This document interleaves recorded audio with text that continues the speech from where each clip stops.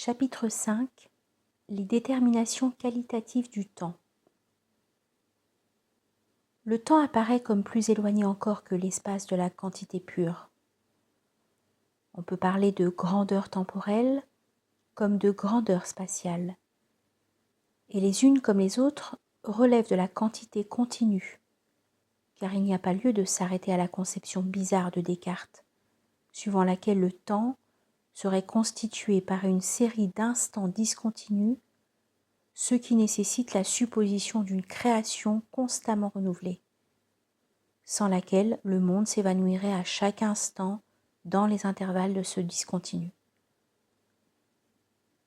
Mais il y a cependant une grande distinction à faire entre les deux cas, du fait que, comme nous l'avons déjà indiqué, tandis qu'on peut mesurer l'espace directement, on ne peut au contraire mesurer le temps qu'en le ramenant, pour ainsi dire, à l'espace.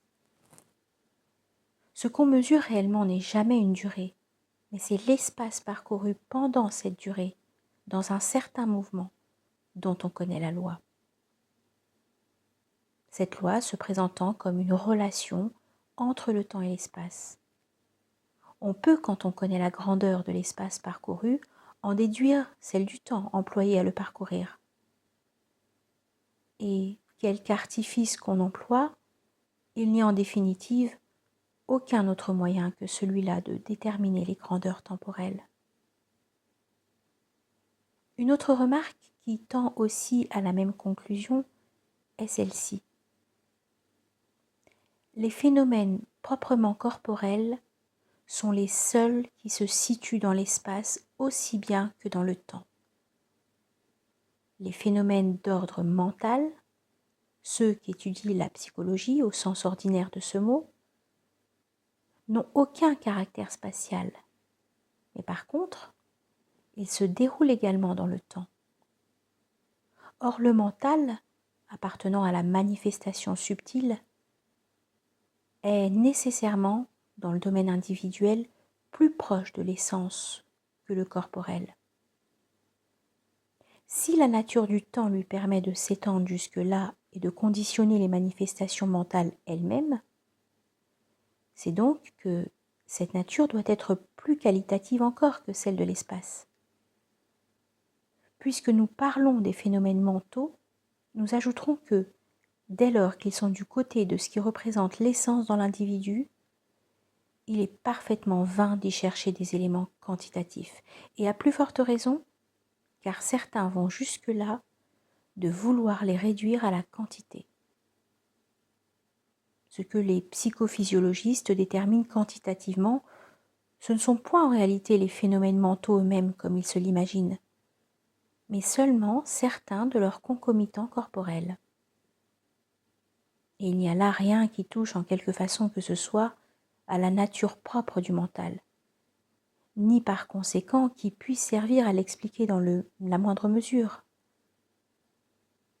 L'idée absurde d'une psychologie quantitative représente vraiment le degré le plus accentué de l'aberration scientiste moderne. D'après tout cela, si l'on peut parler d'espace qualifié, on pourra davantage encore parler de temps qualifié.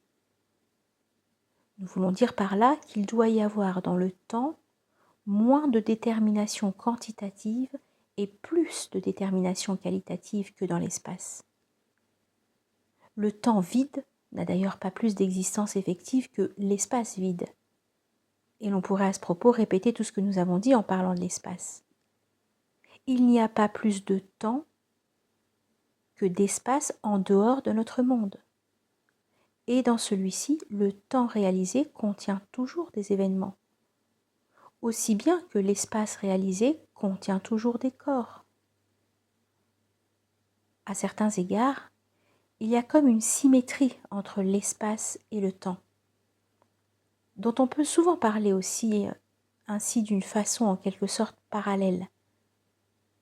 Mais cette symétrie, qui ne se trouve pas à l'égard des autres conditions de l'existence corporelle, tient peut-être plus à leur côté qualitatif qu'à leur côté quantitatif, comme tend à le montrer la différence que nous avons indiquée entre la détermination de grandeur spatiale et celle des grandeurs temporelles, et aussi l'absence, en ce qui concerne le temps, d'une science quantitative au même degré que l'est la géométrie pour l'espace.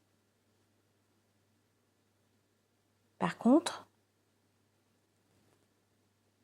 dans l'ordre qualitatif, la symétrie se traduit d'une façon particulièrement remarquable par la correspondance qui existe entre le symbolisme spatial et le symbolisme temporel, et dont nous avons eu assez souvent ailleurs l'occasion de donner des exemples. Dès lors qu'il s'agit de symbolisme, en effet, il va de soi que c'est la considération de la qualité qui intervient essentiellement, et non pas celle de la qualité.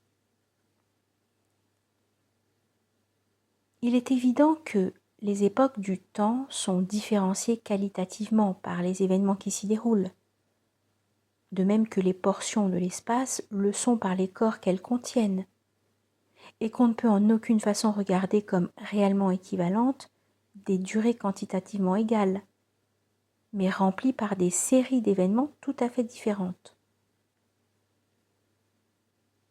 Il est même d'observation courante que l'égalité quantitative, dans l'appréciation mentale de la durée, disparaît complètement devant la différence qualitative. Mais on dira peut-être que cette différence n'est pas inhérente à la durée elle-même, mais seulement à ce qui s'y passe. Il faut donc se demander s'il n'y a pas au contraire, dans la détermination qualitative des événements, quelque chose qui provient du temps lui-même. Et à vrai dire, ne reconnaît-on pas au moins implicitement qu'il en est ainsi quand on parle par exemple, comme on le fait constamment, même dans le langage ordinaire, des conditions particulières de telle ou telle époque? Cela paraît en somme plus manifeste encore pour le temps que pour l'espace, bien que, comme nous l'avons expliqué en ce qui concerne la situation des corps, les éléments qualitatifs soient loin aussi d'être négligeables. Et même, si l'on voulait aller jusqu'au fond des choses, on pourrait dire qu'un corps quelconque ne peut pas plus être situé indifféremment en n'importe quel lieu qu'un événement quelconque ne peut se produire indifféremment à n'importe quelle époque.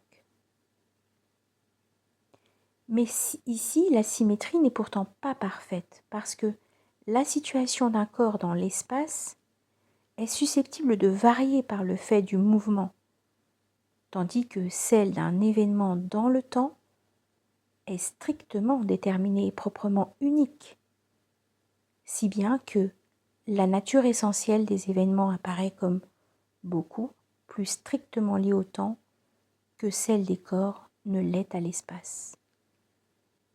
Ce qui confirme encore que le temps doit avoir en lui-même un caractère plus largement qualitatif. La vérité est que le temps n'est pas quelque chose qui se déroule uniformément, et par suite, sa représentation géométrique par une ligne droite, telle que l'envisagent habituellement les mathématiciens modernes, n'en donne qu'une idée entièrement faussée par excès de simplification. Nous verrons plus loin que la tendance à la simplification abusive est encore un des caractères de l'esprit moderne, et que d'ailleurs, elle accompagne inévitablement la tendance à tout ramener à la quantité. La véritable représentation du temps est celle qui est fournie par la conception traditionnelle des cycles, conception qui, bien entendu, est essentiellement celle d'un temps qualifié. D'ailleurs, dès lors qu'il est question de représentation géométrique, qu'elle soit réalisée graphiquement ou simplement exprimée par la terminologie dont on fait usage, il est évident qu'il s'agit d'une application du symbolisme spatial. Et ceci doit donner à penser qu'on pourra y trouver l'indication d'une certaine corrélation entre les déterminations qualitatives du temps et celles de l'espace. C'est bien ce qui arrive en effet. Pour l'espace, ces déterminations résident essentiellement dans les directions. Or, la représentation cyclique établit précisément une correspondance entre les phases d'un cycle temporel et les directions de l'espace. Il suffit, pour s'en convaincre, de considérer un exemple pris parmi les plus simples et les plus immédiatement accessibles, celui du cycle annuel, qui joue, comme on le sait, un rôle très important dans le symbolisme traditionnel, et dans lequel les 4 saisons sont mises en correspondance respective avec les 4 points cardinaux. Nous n'avons pas à donner ici un exposé plus ou moins complet de la doctrine des cycles, bien que celle-ci soit naturellement impliquée au fond même de la présente étude. Pour rester dans les limites que nous devons nous imposer, nous nous contenterons pour le moment de formuler quelques remarques ayant un rapport plus immédiat avec notre sujet envisagé dans son ensemble, nous réservant de faire appel par la suite à d'autres considérations relevant de la même doctrine. La première de ces remarques, c'est que non seulement chaque phase d'un cycle temporel, quel qu'il soit d'ailleurs, a sa qualité propre qui influe sur la détermination des événements, mais que même la vitesse avec laquelle ces événements se déroulent est quelque chose qui dépend aussi de ces phases, et qui par conséquent est d'ordre plus qualitatif que réellement quantitatif.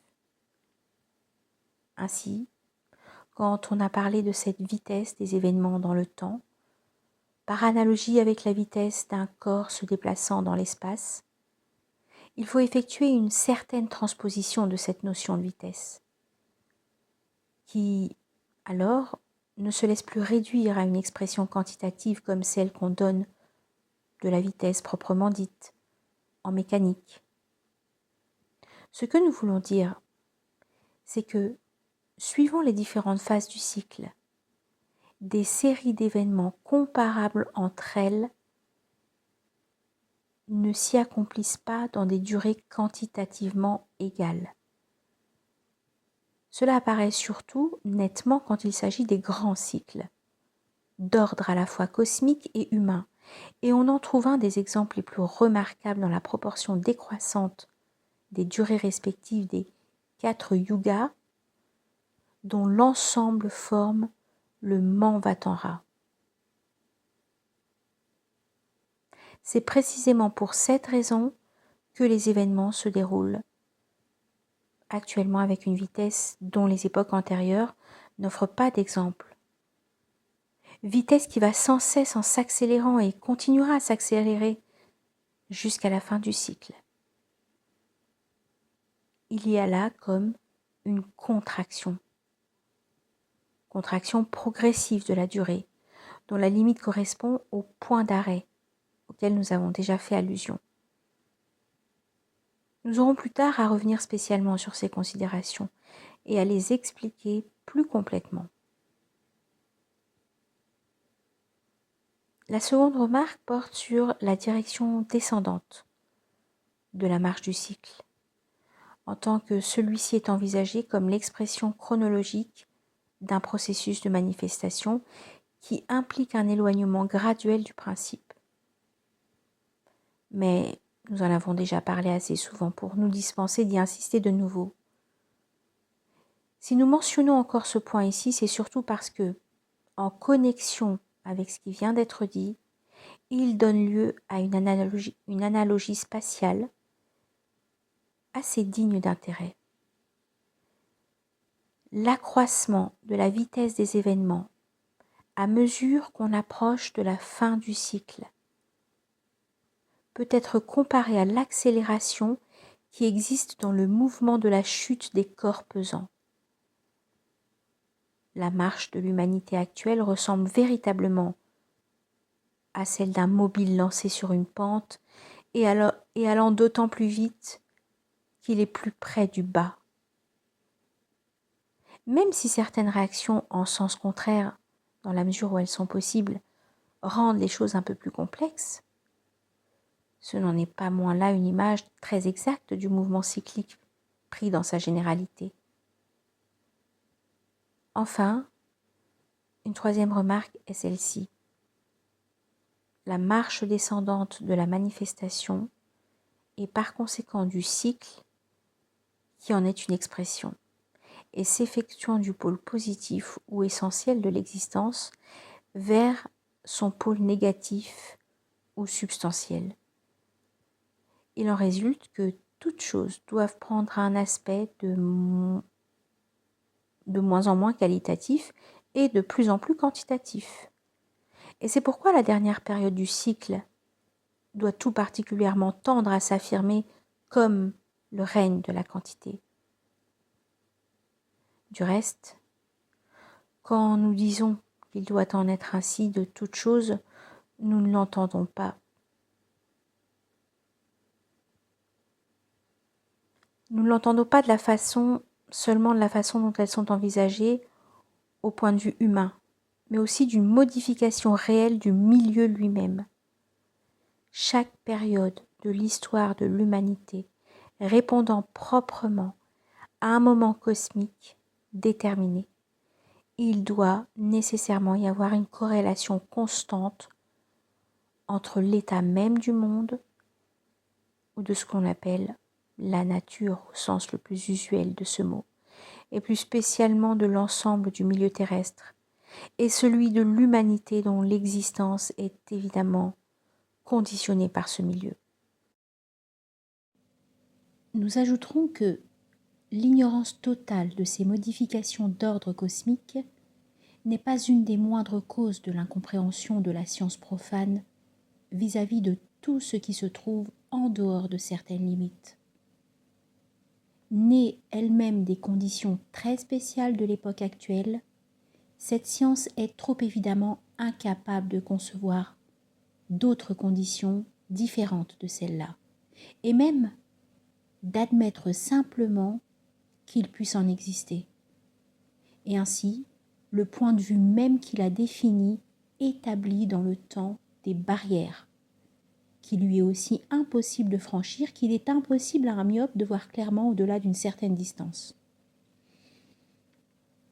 Et en fait, la mentalité moderne et scientiste se caractérise bien effectivement, à tous égards, par une véritable myopie intellectuelle. Les développements auxquels nous serons amenés par la suite permettront de mieux comprendre ce que peuvent être ces modifications du milieu, auxquelles nous ne pouvons faire présentement qu'une allusion d'ordre tout à fait général.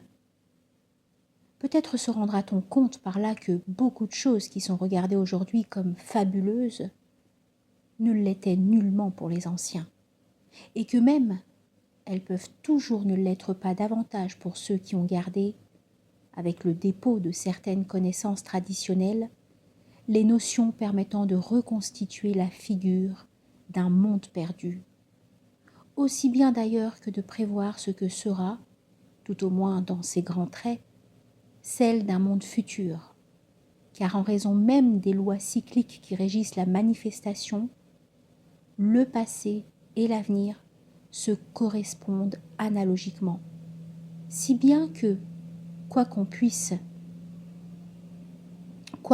penser le vulgaire, de telles prévisions n'ont pas en réalité le moindre caractère divinatoire, mais reposent entièrement sur ce que nous avons appelé les déterminations qualitatives du temps.